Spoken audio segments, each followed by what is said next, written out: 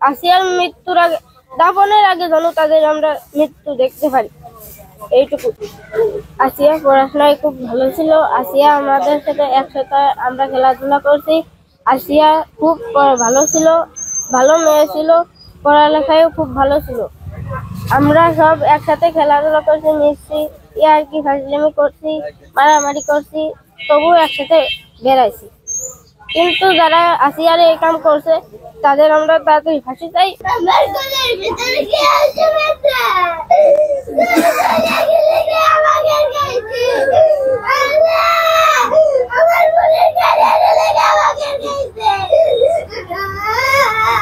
এই পরিবারটা তো অত্যন্ত দরিদ্র একটি পরিবার। এদের আসলে বিচার কার্যক্রম পরিচালনা করার সক্ষমতাও নাই। আমরা যে বিভিন্ন ক্ষেত্রে যেটা দেখতে পাই সেটা হচ্ছে যে বিচারের একটি দীর্ঘসূত্রিতার কারণে একসময় বিচার কার্যক্রমের পরিবারের সম্পৃক্ততা আর থাকে না, তারা অনেক সময় হাল ছেড়ে দেয়। তো এই যে ঘটনাটা, আসিয়ার যে ঘটনা, এটা সারা বিশ্বকে নাড়া দিয়েছে এবং এত নির্মম একটি ঘটনা আমরা দ্রুত বিচার প্রত্যাশা করি এবং সারা বাংলাদেশের মানুষের প্রত্যাশাই হচ্ছে দ্রুত বিচার।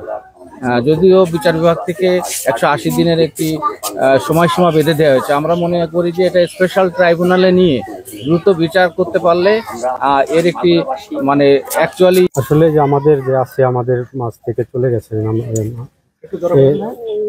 ওনাকে, ওনার নিজ গ্রাম যেটা যে জারিয়ার পাশে সোনাইকুন্ডি সামাজিক কবরস্থানে ওনাকে সমাহিত করা হবে।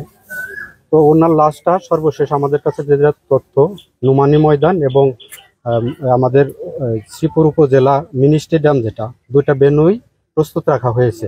সর্বশেষ তথ্যের জন্য আমরা অপেক্ষমান, যেখানে নামবেন। আর মাগুরা সদরের নুমানী ময়দানে সন্ধ্যা 7টায় ওনার প্রথম জানাজা অনুষ্ঠিত হওয়ার কথা রয়েছে। তো আমরা এই তথ্যের ভিত্তিতে মূলত ওনার নিজ গ্রাম যেখানে সোনাইকুন্ডি কবরস্থানে, এখানে আমরা অবস্থান করছি।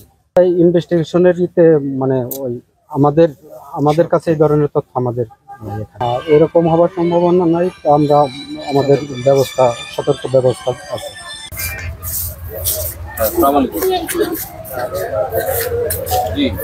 আমরা করছি ওর শাস্তি, ওর তিলিয়ে তিলিয়ে এইরামের যেরাম শিশু নির্যাতন করছে ও হচ্ছে তিলিয়ে তিলিয়ে ওর জন্য শাস্তি হয়, ওর জন্য এই শাস্তি দিয়ে ওই জন্য ফাঁসির হুকুম হয়।